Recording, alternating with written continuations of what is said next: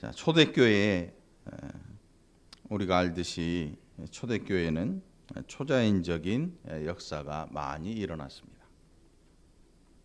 또 그뿐만 아니라 그 초대교회에 속한 성도들의 마음도 오늘 이 시대의 성도들의 마음과는 사뭇 달라요. 오늘 이 본문 속에 보면 재물로 인하여서 어떤 일이 있었는가, 또 재물을 어떻게 여겼는가, 5장에도 그게 나오고 있고 4장 32절로 37절 오늘 우리가 봉독한 이 본문 속에 보면 이 물질에 대한 특별한 일들이 있는 것을 보게 됩니다. 또 베드로와 요한이 40여 세나 된 그 안진뱅이를 일어나게 함으로 많은 사람들이 그것을 보고 예수를 믿게 되고 또 그 일을 핍박하는 자들에 대한 이야기를 23절로부터 31절까지 하고 있는 것을 보게 되는데, 자신들이 하고 있는 이 일이 나사렛 예수 그리스도의 이름으로 말미암아 이루어지고 그 이름을 전파하기 위해 그들이 세움받았다는 사실을 그들은 기억하고 살아갑니다. 그리고 그것을 위해서 기도합니다. 특별히 4장 30절 보면 손을 내밀어 병을 낫게 하시옵고 표적과 기사가 거룩한 종 예수의 이름으로 이루어지게 하옵소서 하더라. 빌기를 다하며 모인 곳이 진동하더니 무리가 다 성령이 충만하여 담대히 하나님의 말씀을 전하니라. 초대교회에 그들을 이렇게 힘있게 할 수 있었던 그 원동력이 어디서 나왔느냐? 그것은 바로 성령의 충만함을 힘입을 때 이런 놀라운 힘이 나옵니다. 그리고 그들의 일하는 모든 목적이 무엇이냐? 예수 그리스도의 이름으로 나타나게 하옵소서.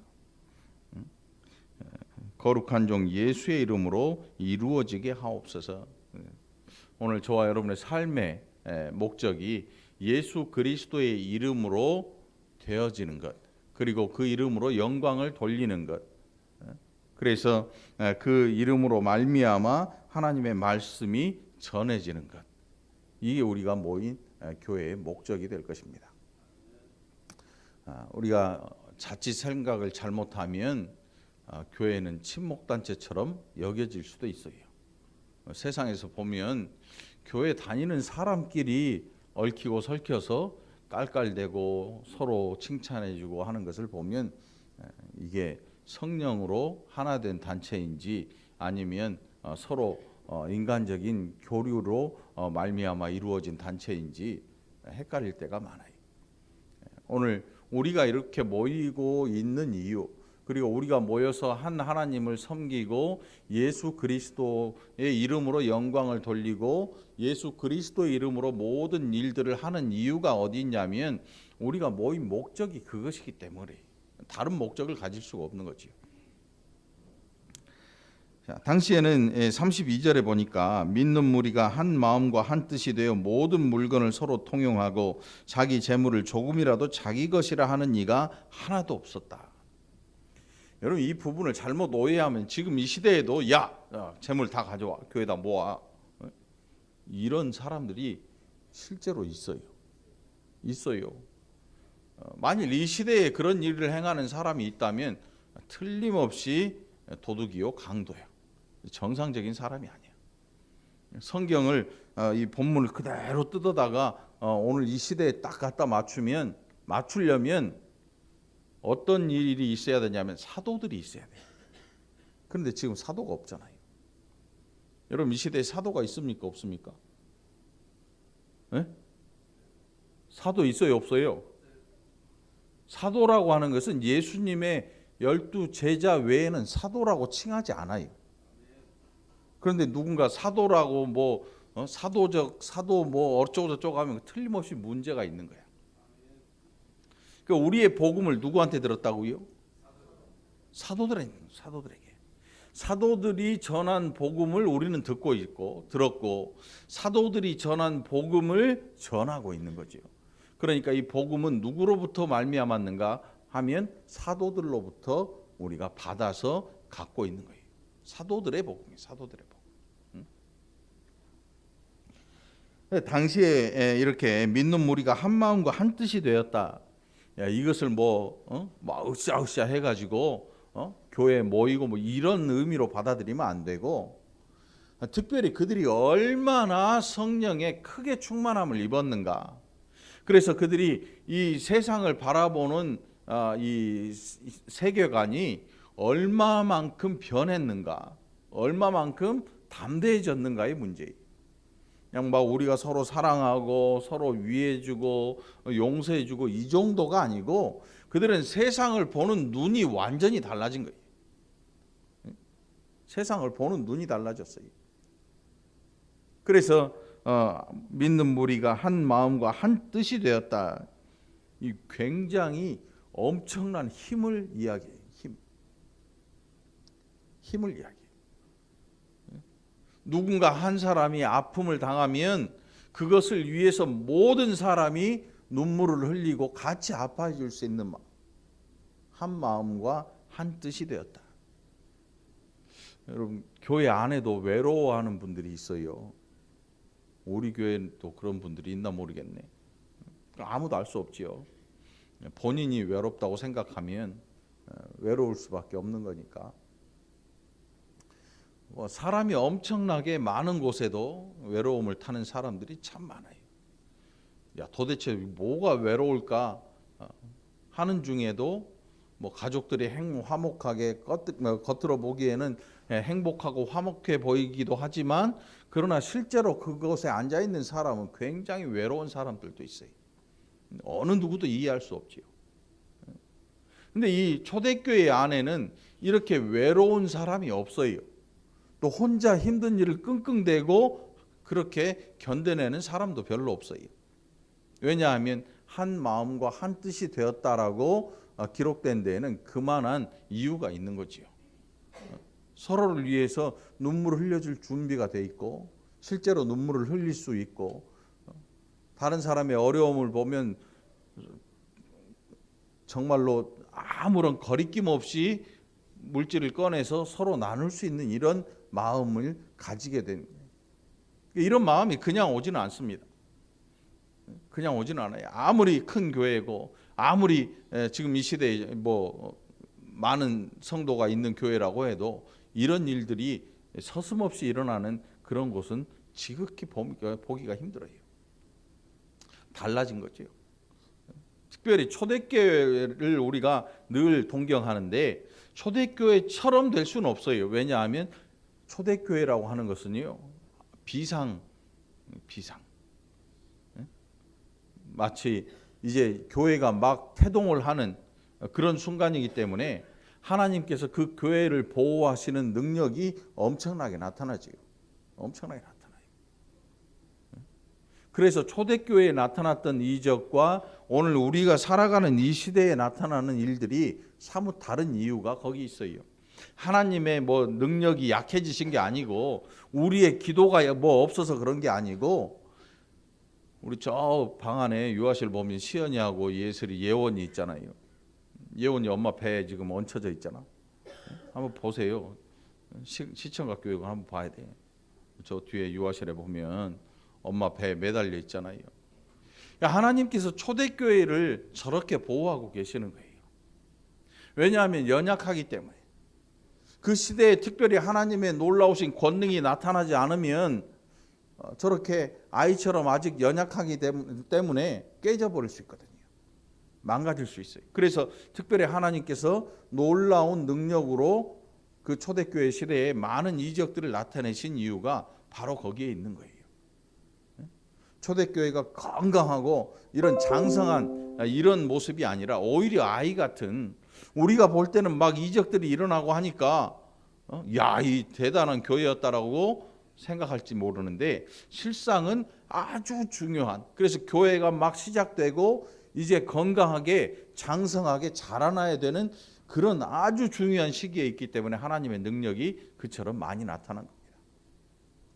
오늘 이 본문 속에 보면 이제 자기 재물을 조금이라도 자기 것이라 하는 이가 없었고, 특별히 33절에 보면 사도들이 큰 권능으로 주 예수의 부활을 증언하니 무리가 큰 은혜를 받았다. 큰 은혜를 받았다. 여기서 큰 권능으로 주 예수의 부활을 증언했다. 여기 그냥 말로만 한 게 아니고 사도들이 나가서 예수 그리스도를 전하는 그 현장에서 병자가 나을 뿐만 아니라 예수 그리스도께서 이 땅에 오셔서 보여주셨던 그런 이적들. 그런데 여러분, 사람들에게, 정말 어려운 사람들에게 가장 힘든 일이 뭐겠습니까? 당시에. 요즘도 TV만 켜면요, 먹고 잘 사는 법. 뭘 먹어야 건강해질 것이냐, 건강을 어떻게 관리할 것이냐. 그러니까 인류의 역사를 쭉 살펴보면 아픈 사람들이 최고로 서러워요. 아프면 방법이 없어요. 지금 이렇게 의료 시설도 좋고 뭐 병원도 어마어마하고 외국도 가고 뭐 하지만 몸이 치료되지 않을 때 굉장히 괴로운 문제가 발생합니다. 그 당시에도 마찬가지예요. 사도들이 권능으로 주 예수의 이름을 전하고 복음을 전할 때 거기서 큰 은혜가 나타났다. 병자들이 고침을 받는.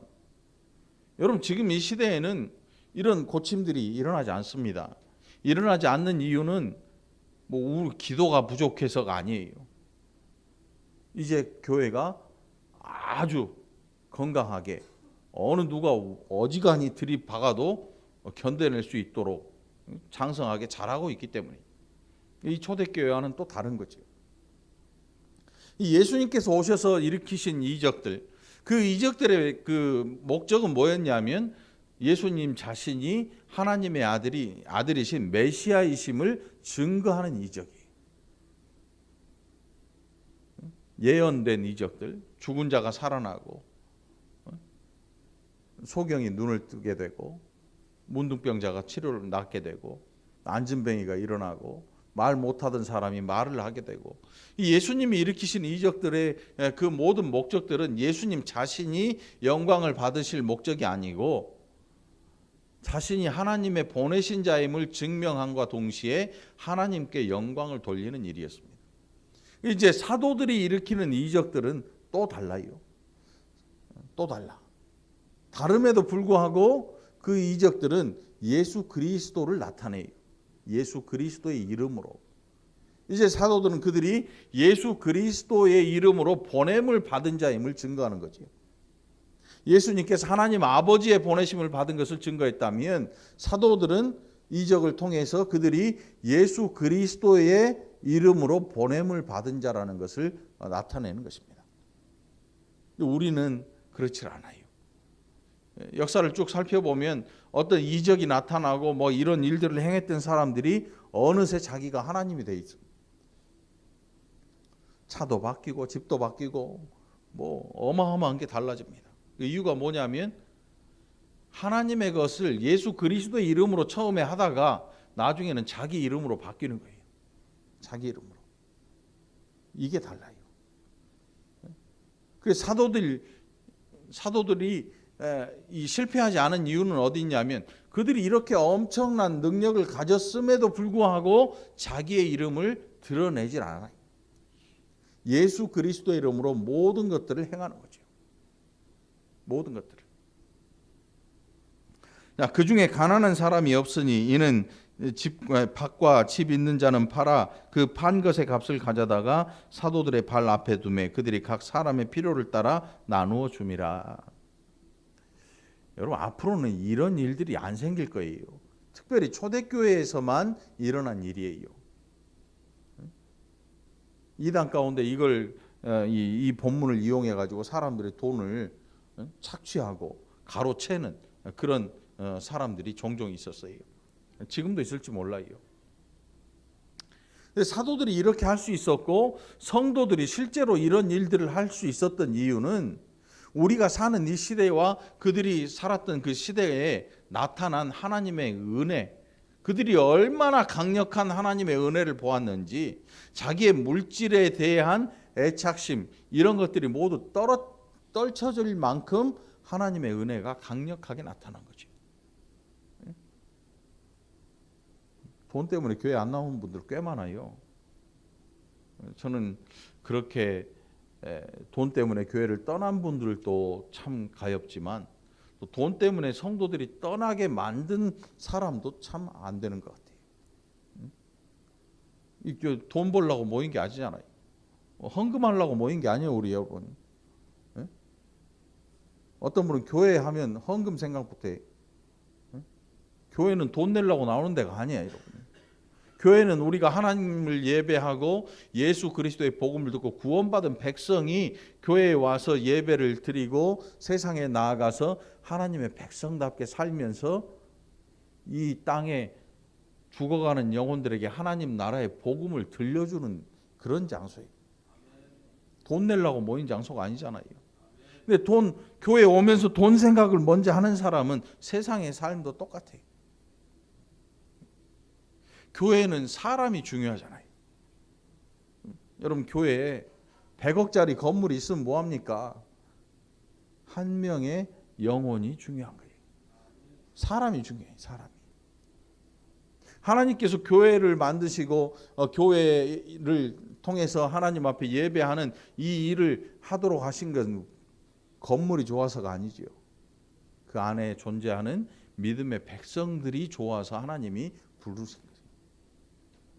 솔로몬 성전은 어땠나요? 솔로몬 성전 지금 없어요. 그 화려했던 성전 하나님이 던져버리셨습니다. 예배 안 받겠다고 선언하시고 성전을 없애버리셨어요.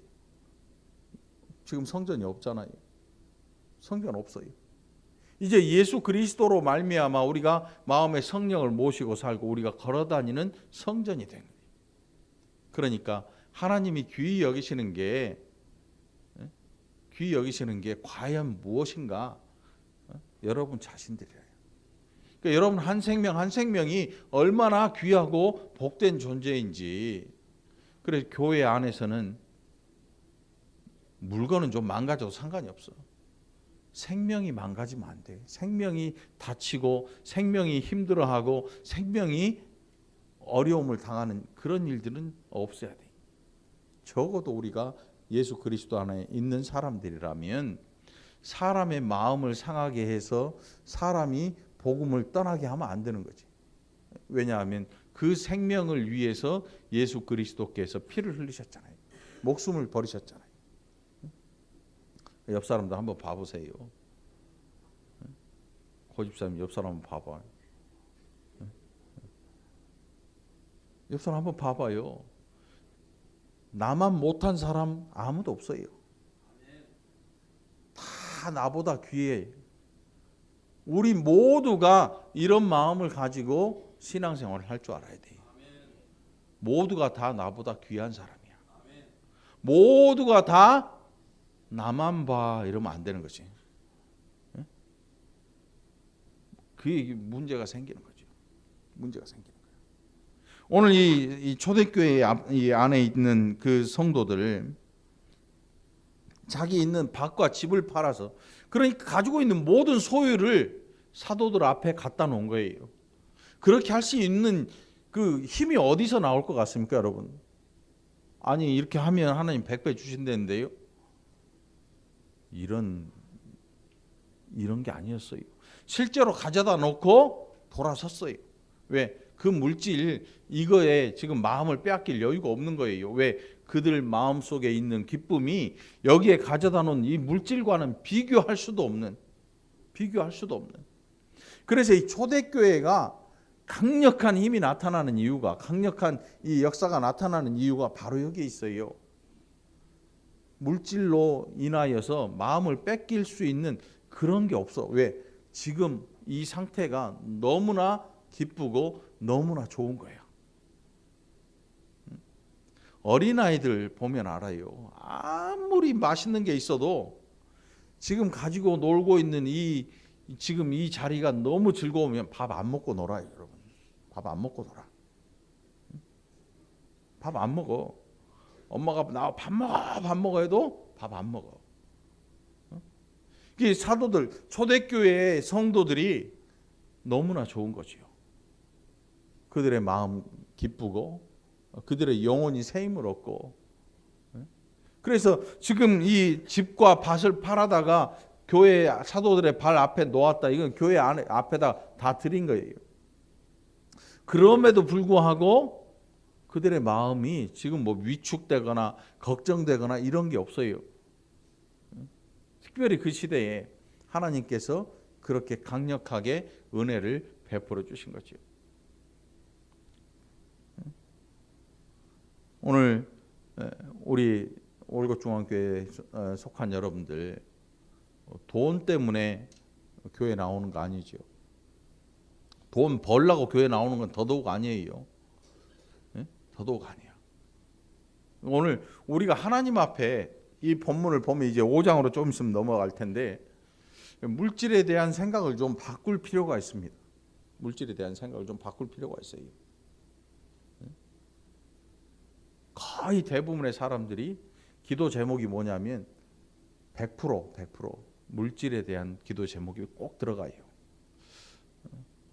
그 뭐 나쁜 건 아니겠죠. 그만큼 물질이 필요하니까 우리에게 물질이 없으면 안 되잖아요. 물질이 필요하니까 그런 기도의 제목들이 들어가겠지만 신앙생활의 목적이 그게 되면 안 되는 거지. 목적이 건강, 재물, 뭐 복이라고 하는 것들 이런 것들이 우리 신앙생활의 목적이 아니란 말이에요. 그 우리의 신앙생활의 목적이 뭐냐면 저 하나님 나라, 그 나라를 가지고 사는 것, 그 나라의 백성으로 사는 것. 그러면 오늘 이 시대에 우리는 하나님 앞에 어떤 물질관을 가져야 될 것인가? 당시의 성도들 다 팔아서 갖다 드리고도 아무런 내 것이라고 주장하는 사람이 없다. 시골에 가면 여러분 큰 교회들 많아요. 한 뭐 마을을 이루고 있는데 뭐 몇백 가구 되는 그런 데 가면 시골에 가면 틀림없이 큰 교회가 있어요. 분명히 존재해요. 근데 그 교회 목사님을 이렇게 보면 수도 없이 바뀌어요. 그렇게 하는 이유가 뭐냐면 교회를 질 때 제일 많이 헌신했던 사람이 교회를 가지고 우물락주물락 노는 거야. 목회자가 마음에 안 들면 내보내고 또 새 사람 들여오고. 그러니까 목사님이 시골에서 몇십 년 있어야 되는데 자꾸 바뀌어. 자꾸 싸우고. 이게 뭐냐면 내 것이라고 주장하는 거야. 내 것이라고 주장해. 시골 가면 실제로 그런 교회들이 많이 있어요. 없는 것 같은데 많아요. 정말 이 본문을 보고 좀 깨졌으면 좋을 것 같은데 이 본문을 보고. 그러니까 여러분 물질에 대한 생각에서 우리가 좀 해방될 수 있어야 돼요. 이 물질이 우리를 끌어당기는 힘이 굉장히 강해요. 그러니까 이 보면 사도들 앞에 놓았는데 자기 재물을 조금이라도 자기 것이라고 하는 이가 없다. 무슨 뜻이냐면 놓고 잊어버리는 거예요. 이거는 하나님의 것으로 잊어버리는 거죠. 오늘 저와 여러분 하나님 앞에 드릴 게 사실 우리 교회 형편 제가 잘 알죠. 뻔해요. 뻔해. 직장 다녀도 뭐 월급 통장에 들어오자마자 다 빠져나가 버리잖아요. 남는 게 뭐 있어. 카드로 또 쓰고 카드 빠지고 뭐 빠지고 이자 내고 뭐하고 하면 적자지 적자. 네? 적자. 그럼에도 불구하고 하나님 앞에 드리죠. 그럼에도 불구하고 여러분들이 오늘 하나님 앞에 드리는 모든 헌물 또 물질뿐만 아니라 시간에 대해서도 여러분의 건강도 여러분의 것이라고 주장하지 않고 하나님 앞에 감사히 드릴 줄 아는 여러분 되시기를 간절히 축원합니다. 이게 드린 사람의 정상적인 모습이에요. 자기 것이라고 주장하는 자들이 없어야 돼요. 교회 안에 보면 반드시 큰 이 힘을 가진 사람들이 있습니다. 큰 힘을 가져요. 그런 분들이 마음을 잘못 먹으면 교회가 그냥 우지끈 뚝딱 깨지는 거야. 우지끈 뚝딱 깨져. 굉장히 무서운 일이야. 뭐 지금이야 교회 깨지고 뭐 어쩌고 저쩌고 하면 뭐 손해 볼 거 하나님은 손해 볼 거 없지만 사람들은 굉장히 힘들어지죠. 그런데 그 책임을 하나님께서 반드시 물으셔요. 너 왜 이렇게 했니? 라고 물어보실 거야. 적어도 물어보실 거예요. 왜냐하면 하나님의 것이니까. 건물이나 이런 게 중요한 게 아니고 그 안에 있는 사람들의 심령이 상할 때 그 상태를 보고 하나님께서 물어보실 거 아닙니까? 너 왜 이렇게 했니? 왜 이렇게 했니? 그에 대한 책임을 하나님께서 반드시 물으실 거라는 거예요.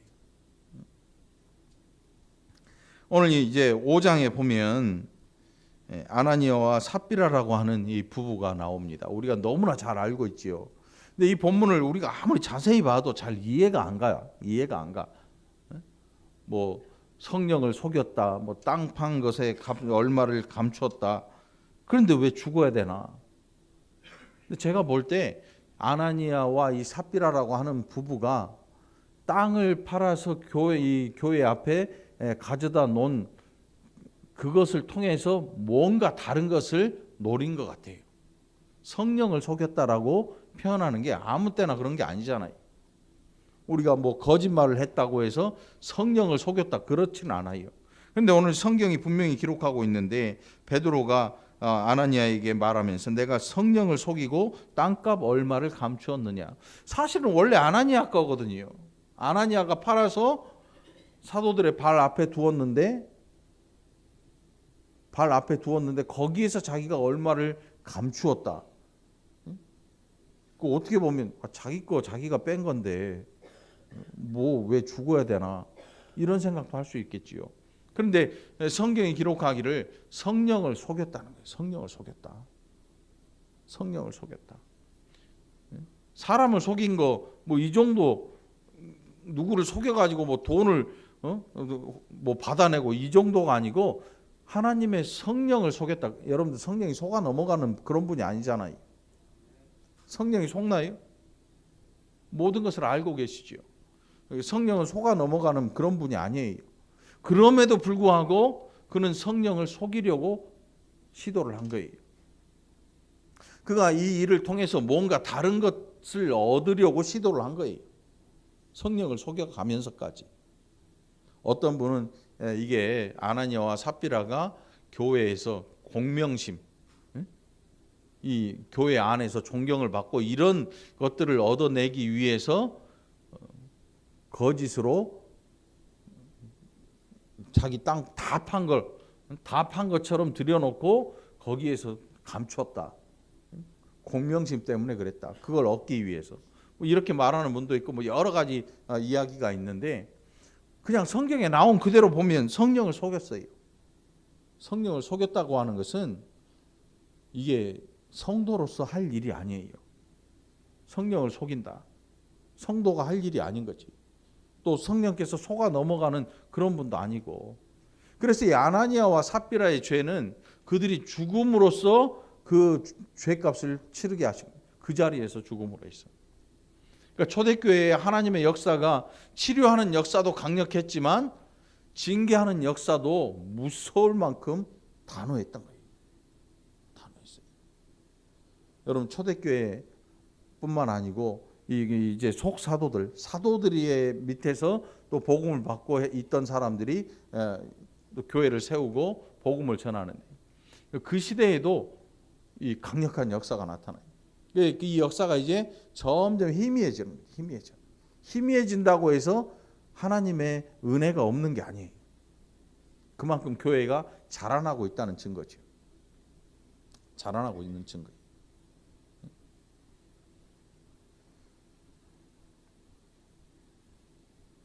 오늘 여러분들 교회를 위해 기도할 때 오늘 이 초대교회 같은 역사가 일어나는 이런 일들 말고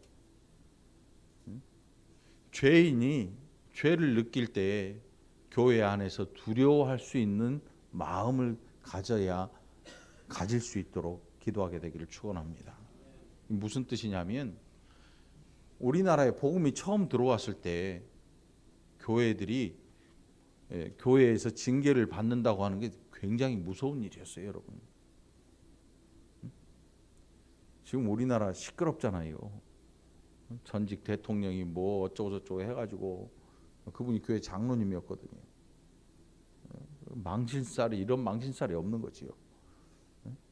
그뿐이겠어요? 주변에 있는 모든 그 사람 주변에 있는 모든 사람들이 교회와 연관이 돼 있어요.